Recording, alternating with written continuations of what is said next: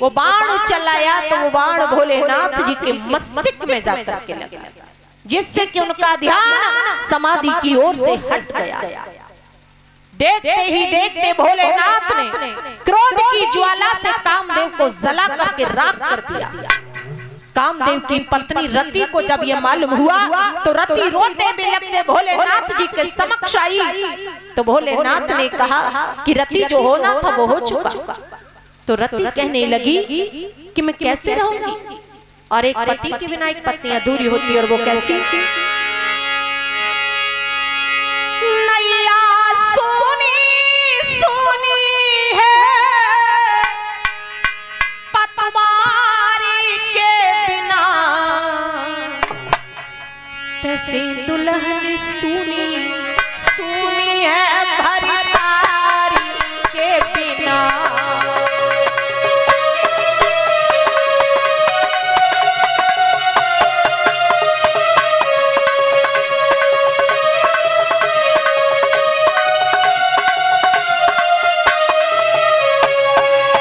सुना है कि मैया एक पूत बिना प्रजा एक भूप बिना बाग एक कूप बिना लागे। सुनो सुनो है हाँ लागे, सुनो सुनो।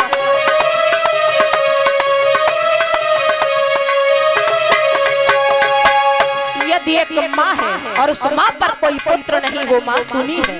प्रजा है और प्रजा के बीच में कोई राजा नहीं, प्रजा सुनी है। और यदि बाग है और बाग के बीच में यदि कोई कूप नहीं, तो वो बाग सुना है। कि मैया एक पूत बिना प्रजा एक भूप बिना बाग एक कूप बिना लागे। सुनो सुनो है हाँ लागे, सुनो सुनो।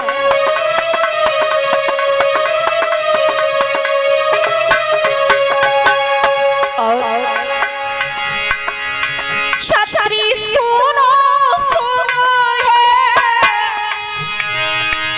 छतरी सुनो सुनो है तलवारी के बिना,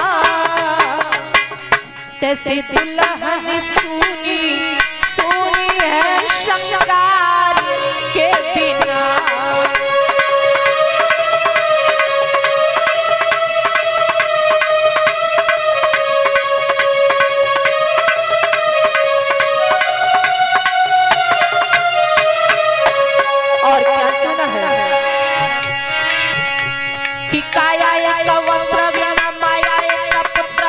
सूरमा एक शस्त्र बिना लागे। सुनो सुनो है हाँ लागे, सुनो सुनो है।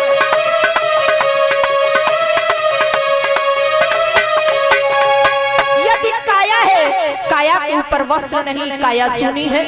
सूरमा है और उसके पास कोई शस्त्र नहीं, वो सूरमा सुना है। धन है, माया है और पुत्र नहीं, तो वो धन सुना है। कि काया एक वस्त्र बिना माया एक पुत्र बिना सूरमा एक शस्त्र बिना लागे। सुनो सुनो है हाँ लागे, सुनो सुनो है।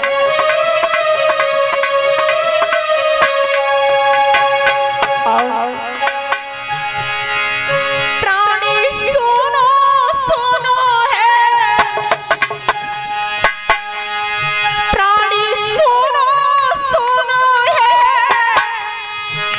हरि नाम के बिना, तैसे दुल्हन सुनी सुनी है श्रृंगारी के बिना।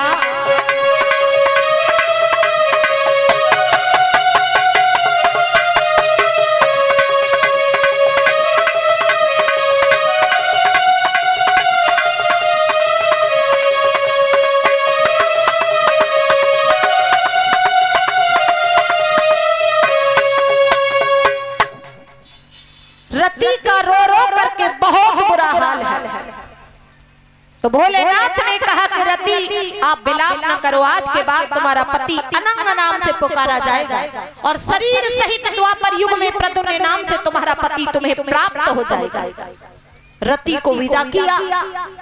देव ऋषि नारद जी ने भोलेनाथ का टीका और लगन चढ़ा दिया और कहा कि अमुक दिन बारात लेकर के आप राजा हिमांचल के नगर में पहुंच जाना। भोलेनाथ जी ने चारों तरफ निमंत्रण बंटवा दिए। कैसे कैसे रिश्तेदार थे उनके, भूत, चुड़ैल, बिच्छू, नाग, कांतर, मसान, खईस, ये सब भोलेनाथ ने बुलाई। और समस्त देवता धीरे धीरे सभी कैलाश पर्वत पर एकत्रित हो जाते हैं और भूत और चुड़ैल मिलकर के भोले बाबा को आज दूल्हा बनाने लगे। तो किस तरह से सजा रही है।